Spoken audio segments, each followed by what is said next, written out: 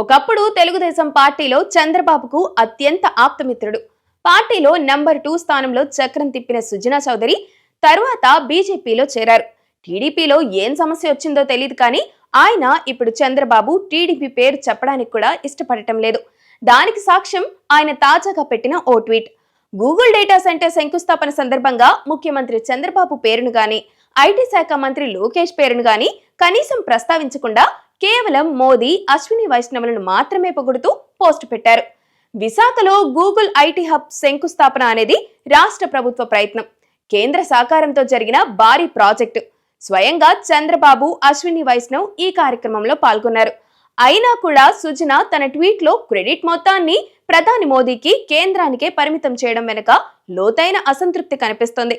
గతంలో చంద్రబాబు ఏ నిర్ణయం తీసుకున్నా అందులో సుజన పాత్ర ఉండేది. పార్టీకి దూరమైన కూటమిలో ఎమ్మెల్యేగా అయ్యాక కూడా ఆయనకు టీడీపీ నాయకత్వంపై అసంతృప్తి తగ్గలేదు.